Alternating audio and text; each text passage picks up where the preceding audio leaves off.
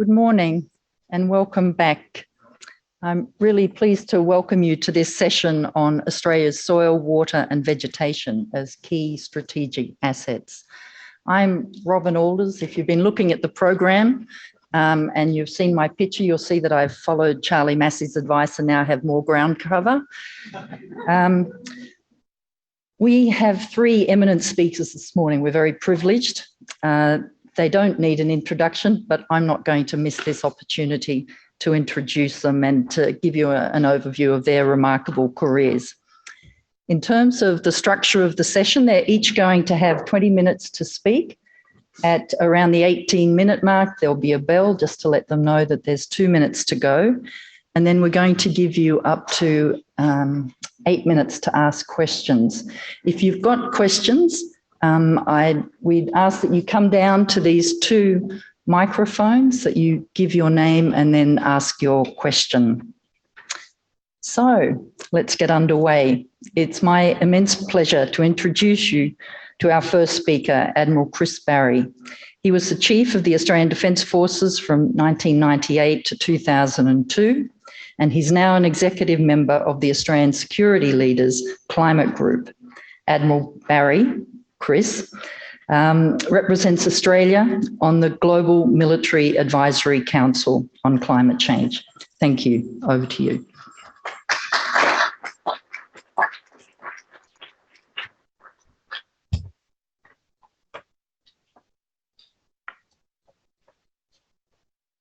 Robyn, thank you very much for that introduction. And first I'd like to pay my respects to all the Indigenous communities on whose lands we now live, and note that how much we have to learn from their stewardship of our land over millennia. I'd also like to thank the organisers, particularly Jenny Goldie, for keeping us interested in this conference. It's only been 3 years in the making. I know that takes a lot of effort, and Jenny, much appreciated. Now, I am not an expert in any of the topics that you're going to hear over the next couple of days. In fact, having just listened to Charles Massey, it really struck me when he said something like, you know, it took me a little while to realise that the value in my property was not the stock, it was the land. And it just resonated with me because for the last couple of years, I've been saying small business owners in Australia who are living on the margins have got no future under the COVID pandemic. And I think the parallels are fairly much the same. My principal task, I think, today is to try and set some kind of strategic framework within which we can consider the fundamental questions of where we should be positioning Australia's agricultural productive potential over the next couple of decades. I'm going to focus on the period between now and 2050, and I hope also that I do not steal anything from my colleagues and anything they want to say. I put my presentation together drawing on assistance from David Spratt in the Australian Security Leaders Climate Group and Cheryl Durant, now with the ASLGC and also a member of the Climate Council. And I've been working with Cheryl since 2008 on issues concerning climate change. Let us focus on strategy for a moment. Let us be imaginative about the future of the world we now live in. It's not looking so good right now for a variety of reasons. Few of us in this room could have imagined the impact of unexpected events since the beginning of the year, here in Australia and abroad. But from a strategic perspective, imagination is essential for examining the risks that we have to deal with. Hope is not a method in my world. And I hope is not a method in your world too. So I want to start by looking at our positioning in our region and in the globe. There is an elephant in the room. It's not the elephant we saw in the earlier presentation. My elephant has an influence on all the conversations we should be having about our future. it will have direct and indirect impacts on most elements of our national life during the period we're looking at. The elephant is global population growth. It continues inexorably, reaching close to 10 billion people sometime around 2050. That is in just 28 years' time. Scientists say this is the maximum carrying capacity for our blue-green planet. The ideal population for our planet is said to be 1.5 to 2 billion people.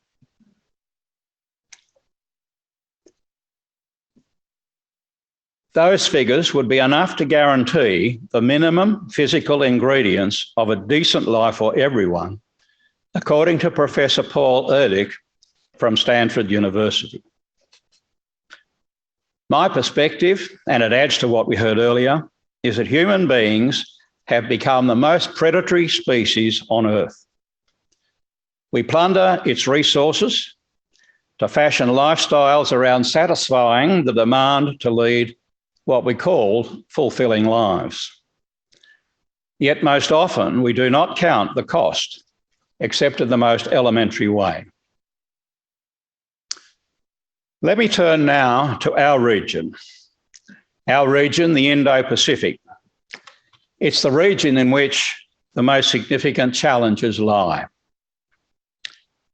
In Asia, by 2050, it's estimated there will be 5.3 billion people living, including the two largest populated countries, China and India. Every one of those human beings will be consumers of food, of water, of energy, and of planetary resources to provide housing, and for many, the guarantee of good health.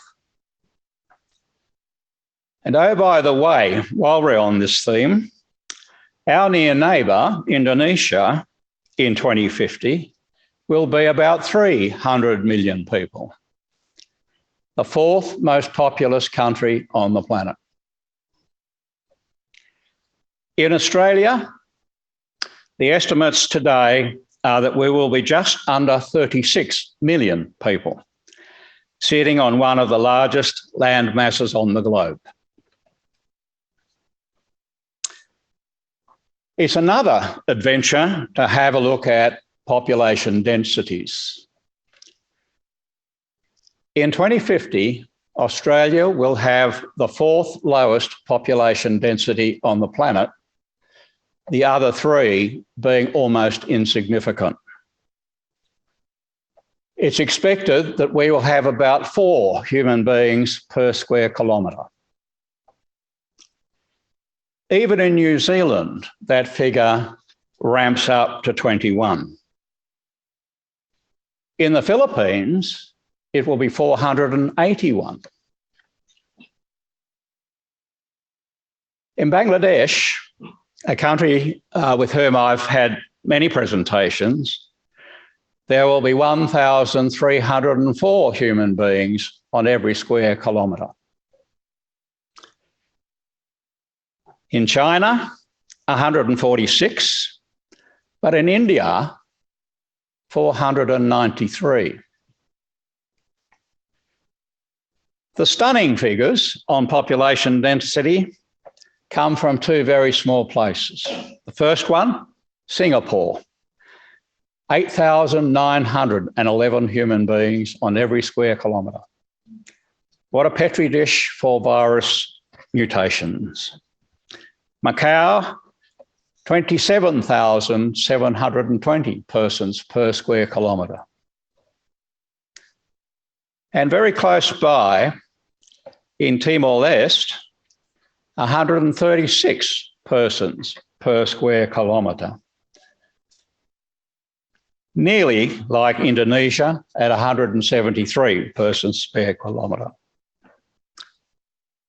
Looking at land masses, Australia ranks as number 7. We have 7.7 million square kilometres of land called Homeland Australia.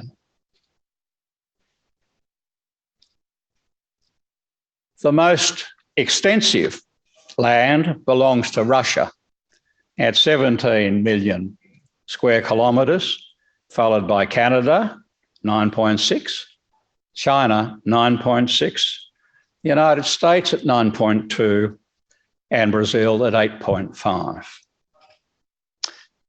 By comparison, the United Kingdom is not even 1 million square kilometres, it's 240,000. So with one of the world's largest land masses in Australia, coupled with one of the lowest population densities and aggregate populations, oh, by the way, surely we should be working hard to secure our place in our region on the best terms we can get. But I can assure you those terms will not be as good as they were in the 20th century.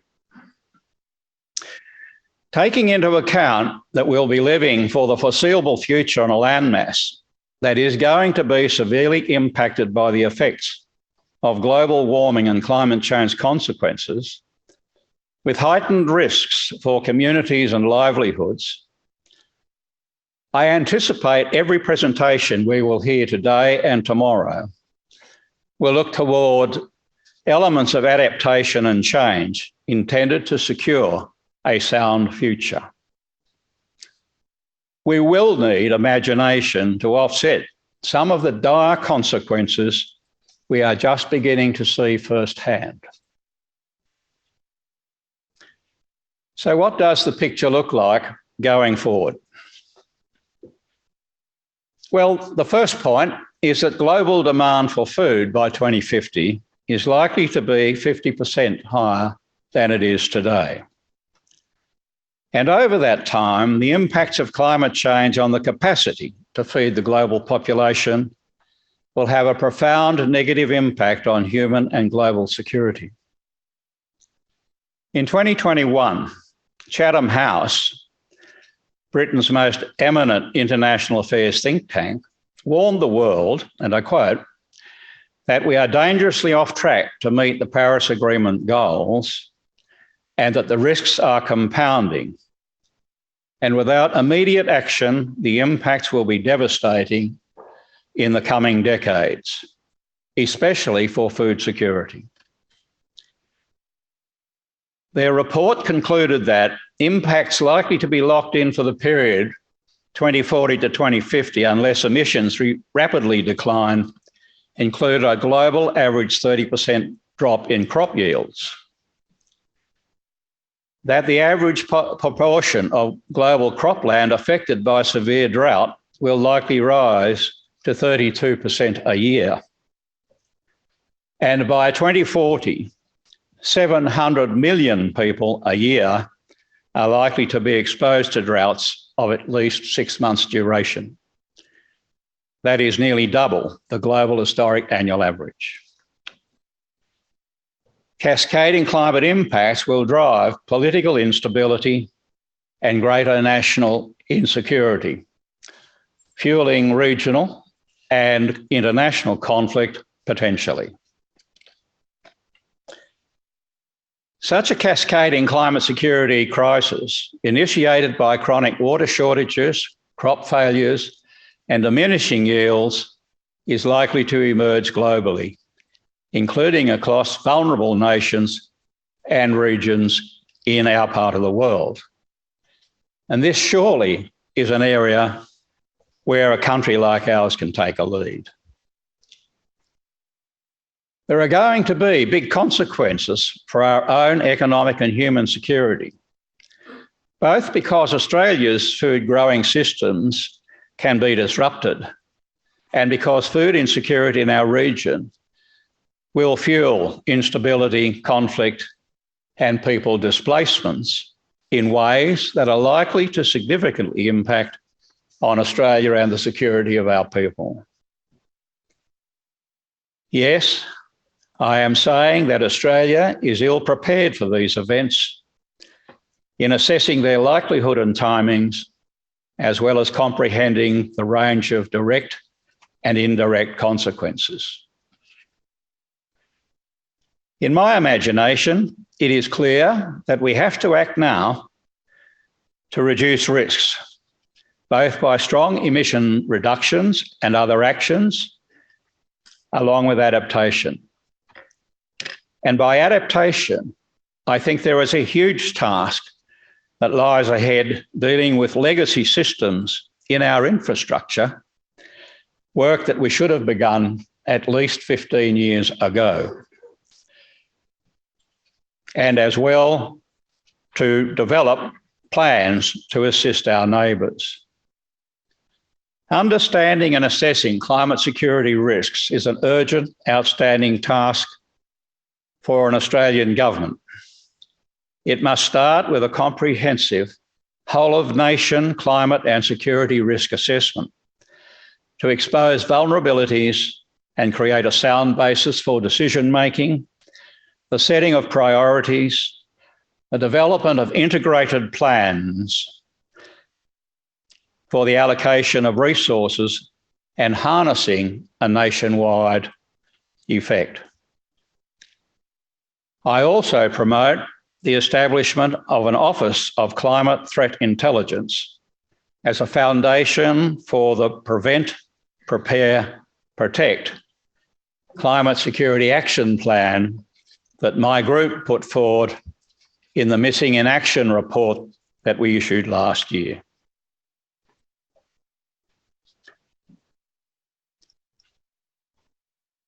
Well, what about droughts and water stress in what I now call a hotter world?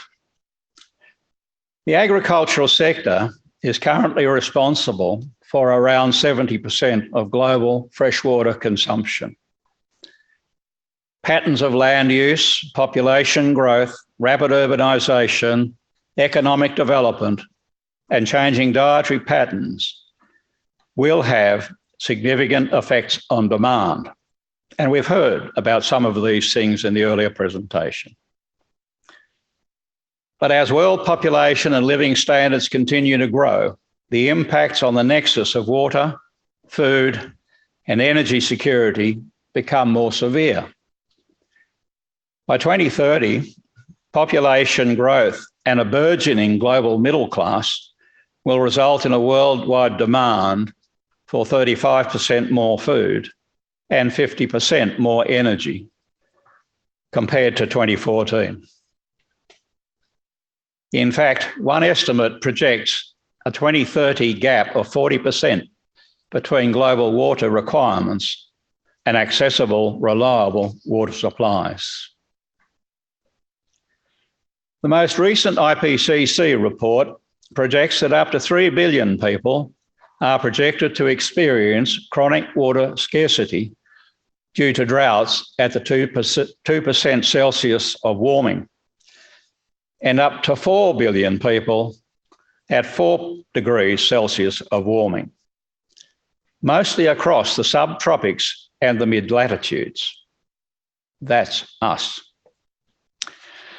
The Chatham House 2021 risk assessment says that the global food crisis of 2007 and 8, caused by depleted grain stores, Australian drought and regional crop failures, led to a doubling of global food prices, export bans, and food insecurity for importers, social unrest, and mass protests in countries, mostly not in our region, but in other parts of the world. So what about food security then in a hotter Australia? Australia is the world's driest inhabited continent. Some would say 2019 was the hottest and driest on record. New South Wales experienced the driest soil conditions on record, with many farms devoid of stock and temperatures too hot for cattle to breed and East Coast rivers ceasing to flow. What a change we've seen since then. In Australia, food security is not measured at population level regularly, but estimates suggest that 4 to 13% of the general population are food insecure. and somewhere around 22% of the Indigenous population, depending on location, are included in that figure. Physical climate impacts in Australia include higher temperatures and increases in the intensity and frequency of hot days and heat waves, and more intense bushfires. A shift towards drier conditions across the southwest and southeast of Australia, with more frequent years of below average rainfall, especially for the cool season months of April through October. In contrast, northern Australia has been wetter, but especially in the northwest during the northern wet season. Mean rainfall will continue to decrease in southeast Australia, while changes over northern and eastern Australia remain uncertain. There are no areas of likely increase. Projections for later this century show decreases in statewide annual average rainfall for all states, but there is significant uncertainty around this prediction. There will be elevated levels of carbon dioxide. And if you don't own a carbon dioxide monitor in your home, I strongly suggest you get one. I got mine about 8 weeks ago, and I've been surprised to discover how poisonous my atmosphere is. Increases in ocean temperatures and acidification and rising sea levels. And finally, potentially more frequent and more severe El Niños, which are associated with a reduction in rainfall in eastern and northern Australia. The 2022 IPC Impacts Report also says that disruption and decline in agricultural production and increased stress in rural communities is projected across southwestern, southern and eastern mainland Australia due to hotter and drier conditions, with Australia projected to experience a decline in crop and horticulture production. And that really puts a focus on the topic and the theme for this conference. We'll have a brief look here at the Murray-Darling Basin, one of the world's large river systems. It accounts for approximately half of Australia's irrigated agricultural production. Ross Garnaut warned of the basin's likely fate more than a decade ago, saying high emissions trajectories, irrigated agricultural output in the basin would halve by 2050, and it would end by 2100. In fact, the reality is worse than Garnaut's predictions. CSIRO data shows that annual basin water inflows have almost halved over the last 20 years. Vulnerable regional towns, especially in the Darling Basin, will face increasing water insecurity and issues of water quality, which may threaten their viability as communities.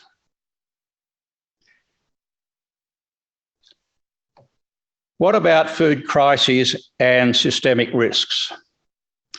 In a complex world, social shocks are rarely singular in cause or effect. As with the physical world of climate change, disruption in one part of a system can produce a domino effect across the system as a whole, and that produces systemic risks. These can be defined as risks that trigger unexpected large-scale changes of a system or imply uncontrollable large-scale threats to it. And I'm sure that when Will Stephan talks to you tomorrow about the Great Acceleration, that will be made abundantly clear. Lloyd's of London warns that a systemic shock to global food crop production could have widespread economic, political and social impacts, including food price rises, food riots and changes in stock market values.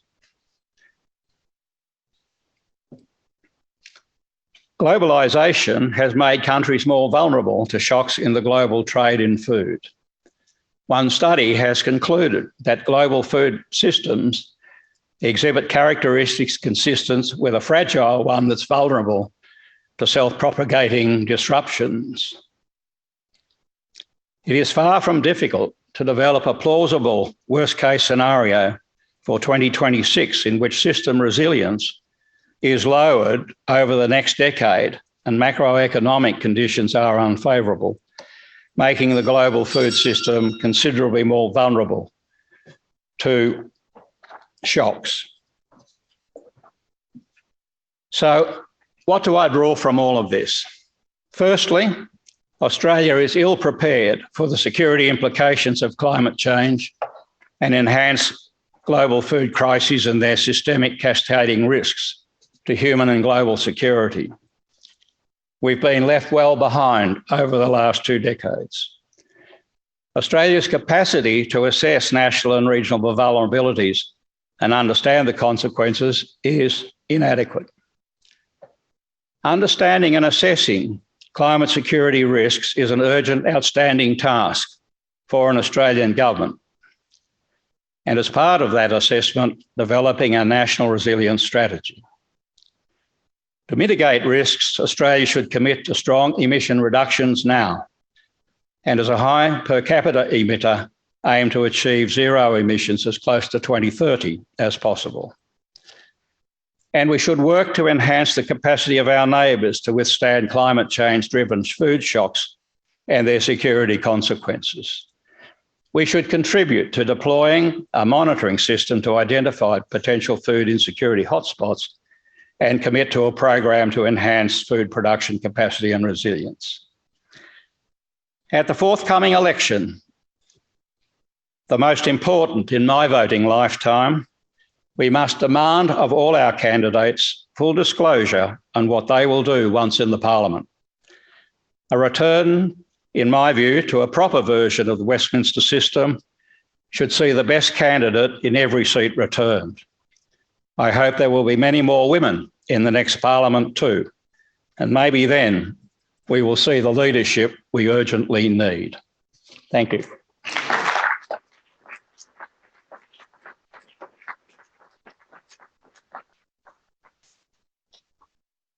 Thank you very much. That was a thought-provoking, is the minimum I can say. We will take a couple of questions. There are so many issues that I'm sure we'd love to. How long are you able to stay with us after this? Oh, I'll be here till after lunch. I'll be here for lunch. Lovely. Yeah. So if there are 2 questions, we can take them now. Lovely. Please introduce yourself.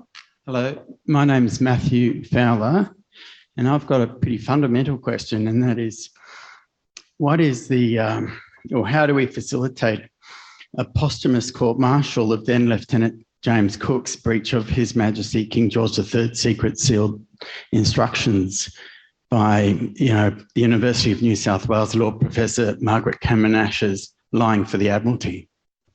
Yeah, that's a very interesting question, and I say one shrouded in what I would call the practice of Admiralty and naval history. There's no doubt anyone who saw Sam Neill's wonderful television production on Cook's Voyage up the east coast of Australia would have been impressed at how, for my part, how a lot of assumption about Indigenous community practices were washed away by exposing systems that I didn't know existed. So I can't possibly talk on the court-martial thing, but I certainly think the British settlement of Australia has a lot to answer for. But I would just add cautionary note. If it hadn't been Cook 5 days later, we would have been French.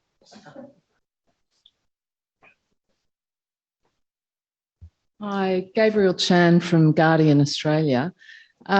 Farming share with defence a very conservative outlook. And we know from the past decade of politics that climate change has been seen as a left-right issue. Why is it that defence doesn't speak out more on climate change? Apart from you, John Blackburn, a few other people in the sector, in the industry, we hear very little. And so it's seen as tacit approval for the current policies.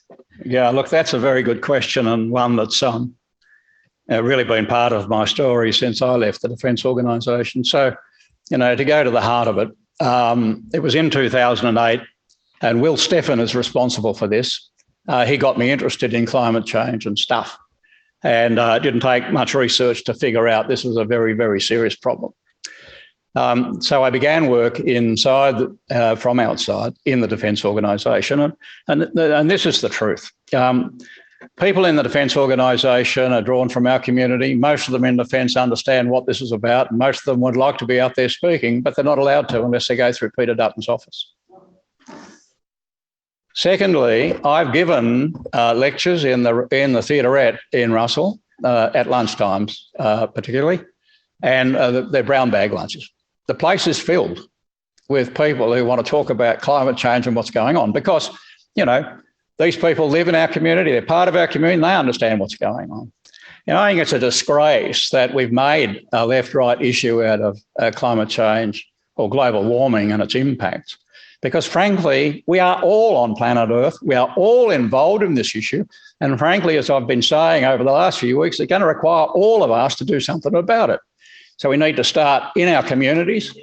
Then we need to start in our local government authorities. Oh, by the way, they've all got climate change adaptation plans. You go and ask them to have a look. And my bet is they haven't been pulled out of the drawer for at least 15 years. And then at state and federal government level. But we need the leadership to make this happen. So isolated communities all doing their own thing. And, what I heard earlier is a wonderful expose of the what's possible. Regenerative agriculture can make a huge contribution. But we have to get out there and talk about these things. Now, my guess is most people in this room have been here before. After I'd spent over 15 years on the road talking about climate change, I found myself talking to the same people.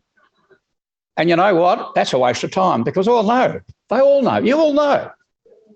But what about all those great unwashed out there that aren't listening? So my charge to each and every one of you is get out there, talk to your kids, talk to your friends, talk to your neighbours, and don't take no for an answer.